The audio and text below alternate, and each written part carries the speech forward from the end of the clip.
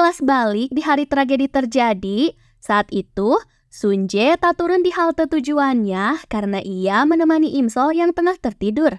Tiba-tiba alat tulisnya terjatuh. Lantas ia kecolongan dan tak melihat Im-sol yang telah turun di Waduk Juyang.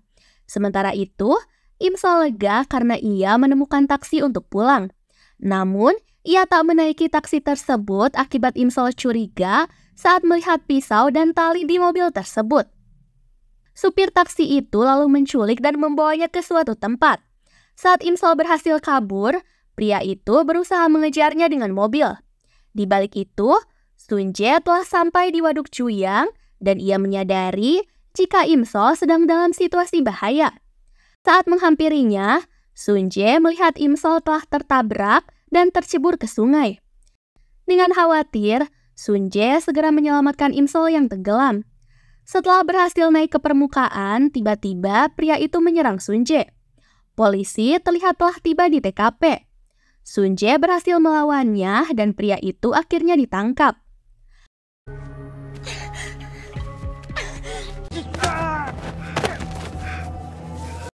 Tragedi itu saat ini benar-benar terulang kembali.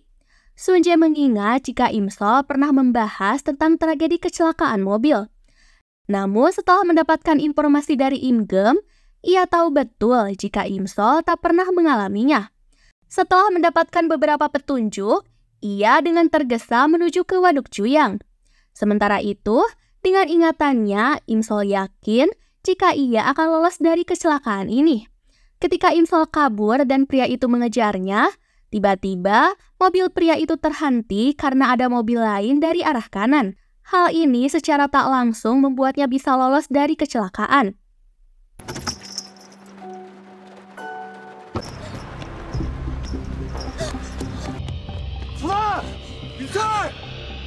Karena telah mengubah takdirnya, Im-sol mendapati dirinya telah kembali ke masa depan. Im-sol menyadari jika takdirnya telah banyak berubah. Kakinya tak lumpuh. Bahkan ia berhasil masuk ke perusahaan impiannya. Im-sol sangat lega saat melihat profil Sun Jae di Never. Ia ternyata baik-baik saja dan kini masih hidup. Hari ini adalah tanggal 1 Januari 2023. Im-sol teringat jika ia telah membuat janji dengan Sun Jae untuk bertemu di jembatan Han. Namun ia tak menemukan Sun Jae di jembatan itu. Bahkan, kini area tempat mengubur time capsule telah hilang dan direlokasi. Im-sol begitu kecewa. Ia lantas pergi ke apartemen Sun Jae. Namun ia tak masuk dan hanya berdiam di gerbang utama. Di scene lain, saat di apartemen, Sun Jae terlihat diganggu oleh seorang penguntit wanita yang memakai mantel berwarna putih. Wanita itu segera kabur saat ketahuan oleh pihak keamanan. Saat mengejarnya, pihak keamanan salah paham dan menganggap Im-sol adalah penguntit akibat ia memakai jaket yang sama dengan wanita tadi. Im-sol berakhir di kantor polisi. Tapi tak lama ia dibebaskan karena polisi menerima kabar jika Sun Jae tak ingin menuntut penguntit itu. 네? 아니 누가 감히 손짓이 문을 따요? Sun Jae diketahui menerima tawaran film. Namun ia bimbang menerima proyek tersebut. Pasalnya, naskah yang ia terima memiliki cerita aneh dan sangat di luar nalar. Sun Jae mendapatkan informasi dari manajernya jika wanita penguntit itu diduga adalah orang yang bekerja di perusahaan produksi yang menawarkan film tersebut. Ia beranggapan jika wanita itu balas dendam untuk menyerang Sun Jae akibat ia menolak tawaran filmnya. Suasana kamar Im-sol telah berubah. Ia kini tak lagi menjadi penggemar dari Eclipse.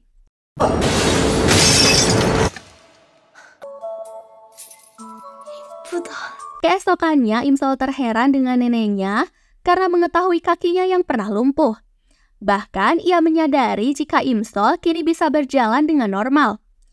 Im-sol lantas penasaran dan bertanya mengenai tragedi itu kepada ibunya. Bok-sun menjawab jika pria yang mencoba mencelakainya telah ditangkap dan dipenjara. Im-sol tiba di kantornya dengan bahagia. Bahkan, ia menyaparkan kerjanya dengan semangat. Tak lama, ia dipanggil oleh atasannya. Bosnya tahu betul dengan insiden yang terjadi pada Im-sol. Ia memohon agar Im-sol meminta maaf dan menjelaskan kesalahpahaman jika ia bukanlah seorang penguntit. Ia juga akan mengadakan pertemuan dan meminta Imsol agar membujuk Sunje menerima proyek itu. Ketika Imsol menunggu Sunje di pertemuan, ia tiba-tiba mendapatkan telepon darurat dari Hyunju yang akan segera melahirkan.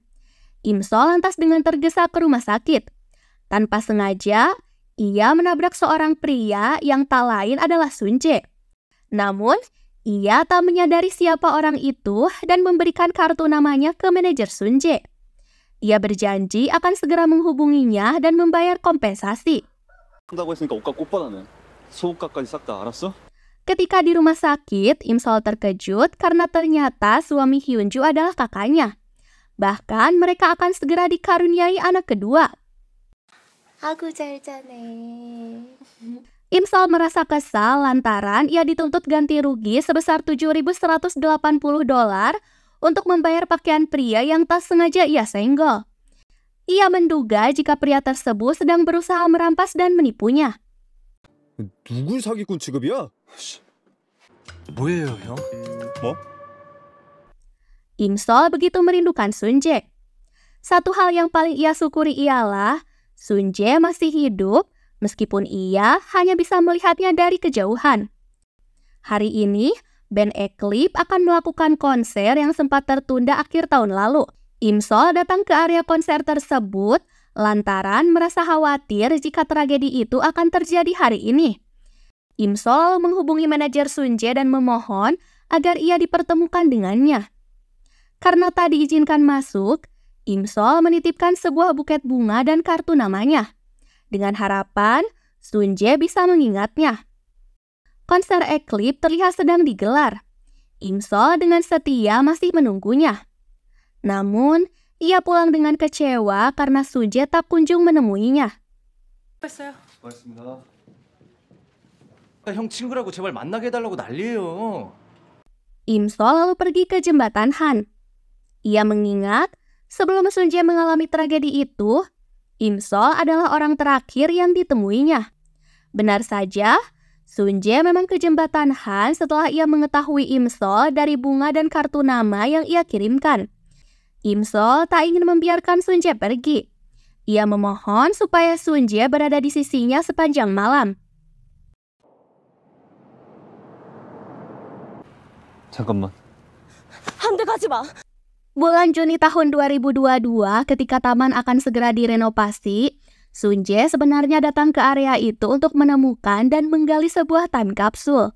Ia juga menepati janji dan menunggunya di Sungai Han. Namun karena Imsol tak kunjung datang, ia pulang terlebih dahulu sehingga tak berpapasan dengan Imsol. Time capsule itu diketahui berisi surat dan sebuah jam putar. Jam putar itu memiliki arti bahwa Imsol berharap agar hidup Sunje terus berjalan dan tak terhenti. 잊은 건데? 언제 약속했는데요? Tahun 2023, setelah 14 tahun berlalu, mereka akhirnya bertemu dan melepas rindu di jembatan Han. Agar tak ketahuan paparazi, Sunje mengajak Imsol pergi ke hotel favoritnya untuk menghindari keramaian dan bisa berduaan. Awalnya, Imsol berpikir macam-macam. Ia menduga jika Sunje akan mengajaknya ke kamar VIP. Ia malu saat tahu jika Sunje sebenarnya akan mengajaknya ke sebuah bar di hotel. Mereka lalu mengobrol singkat di tempat itu. 형! 오늘 같이 있자. 정말 뜨거운 밤을 보내자는 그런 뜻은 아니야. 미안해. Malam ini seharusnya Sunje bergabung bersama anggota bandnya untuk mengadakan party penutupan. Tapi demi berduaan dengan Imsol malam ini, Sunje tak bergabung bersama member lainnya. In-hyuk memposting kebersamaan party mereka di media sosial. Saat penggemar menyadari Sunje tak bersama mereka, hal ini lantas menimbulkan berbagai rumor di kalangan penggemar. Tak lama, Sunje menerima kabar bahwa paparazi telah mengawasinya di area parkiran, sehingga mereka harus berpisah saat itu juga. Namun, Imsol dengan berbagai cara terus berusaha agar Sunje tak lepas dari pandangannya. Ia lantas menculik Sunje ke mobilnya dan mengantarnya untuk pulang. Tak hanya itu, Imsol dengan berbagai alasan memohon agar ia bisa menumpang ke rumahnya malam ini. Sesampainya di apartemen, Sunjae terkejut melihat karakter anime seksi milik In Hyuk terlihat terpajang di rumahnya. Ia dengan berbagai upaya menutupi dan menyembunyikan gambar itu dari Imsol. Ketika di toilet, Imsol menerima panggilan dari ibunya. Jika ia dan neneknya akan pergi ke rumah Imgem karena saluran pipa sedang membeku dan pecah. Ia meminta Imsol untuk datang ke rumah Imgem saat pulang. Namun Imsol menjawab jika ia tak akan pulang dan akan menginap di rumah seseorang. Sunjae lantas berdebar, salah tingkah, bahkan berpikir aneh-aneh saat tak sengaja mendengar ini. 진짜 안 가려는 건가? Untuk mengulur waktu, Imsol meminta Sunjae supaya mengajaknya berkeliling apartemennya. Imsol begitu terpukau saat melihat barang dan berbagai koleksi mewah milik Sunjae. Ia lalu berpura-pura memandangi sebuah lukisan dan view apartemen Sunjae yang menurutnya sangat menarik perhatian. Tak hanya itu, untuk semakin mengulur waktu, Imsol berpura-pura lapar dan ingin makan terlebih dahulu. Sunjae kemudian memasakkan ramen untuknya. Ada satu hal yang menarik perhatian Imsol, yaitu dengan obat-obat yang tergeletak di sebuah meja. Ia cemas jika obat-obat itu adalah obat antidepresan. Namun Sunjae menyangkal bahwa semua obat ini adalah multivitamin yang selalu rutin ia minum. Setelah makan, Imsol pura-pura tidur untuk mengelabui Sunjae agar ia tak menyuruhnya untuk pulang. Sunjae merasa heran dengan gelagat Imsol. Ia lantas bertanya apa alasan Imsol melakukan ini. Imsol berkata jujur bahwa ia sangat takut jika Sunjae akan mati, sehingga ia akan lega jika bersama dengannya malam ini. Ia juga cemas karena di beberapa artikel, Sunjae selalu diterpa rumor kelelahan secara mental, bahkan mengalami serangan panik. Sunjae dengan tegas menjelaskan jika ia tak mengalami hal itu. Sunjae berpikir bahwa perhatian Imsol tak berubah dari waktu ke waktu. Bahkan Sunjae teringat saat Imsol memberitahunya mengenai cedera bahu yang ia alami di masa lalu. 집 구경이나 마저. Tak lama, gambar anime seksi yang disembunyikan di kamar Sunjae terlihat oleh Imsol. Dengan mimik lucunya, Sunjae yang begitu panik berusaha menjelaskan kesalahpahaman yang Imsol lihat. Terlihat, Imsol tak sengaja terjatuh dan mereka saling bertatapan. Tiba-tiba di momen itu, In Hyuk datang ke apartemennya. Imsol lantas segera bersembunyi di lemari. CS 잘못 본 거 아닌가? 아, 그런가? Saat ke kamar mandi, In Hyuk menemukan foto Sunjae bersama Imsol yang masih ia simpan. In Hyuk merasa tak mengerti dengan Sunjae. Mengapa ia masih tak bisa melupakan cinta pertamanya? Bahkan setiap kali mabuk, ia selalu mengingat nama Imsol dimanapun dan kapanpun. Imsol menemukan time capsule di kamar Sunjae. Diketahui selama ini sebelum mereka kembali bertemu, Imsol sempat menyuruh Sunjae untuk tak menemuinya. Hal ini akibat Imsol merasa jika Sunjae selalu mengingatkannya akan insiden trauma yang ia alami. Ketika ia mengantar Imsol pulang, mereka kemudian berkata jujur satu sama lain, bahwa pada malam 1 Januari, keduanya mengaku datang ke Sungai Han. Imsol mengaku jika ia juga sangat menyukai Sunjae. Ia meminta maaf karena tak mengungkapkan hal ini dari dulu. Dengan segenap hatinya, Imsol juga selalu merindukan Sunjae. Hal ini lantas membuatnya merasa sakit dan menderita sepanjang waktu. Mereka menyadari keduanya saling mencintai satu sama lain. Sunjae dan Imsol lantas berciuman dengan romantis. 누구세요? 관리실에서 왔는데요. 잘 가, 오빠. 가, 얼른 가. 들어오세요. Setiap waktu hati Sunjae selalu berbunga-bunga saat mengingat momen romantis itu. Hal ini juga sama seperti apa yang dirasakan oleh Imsol.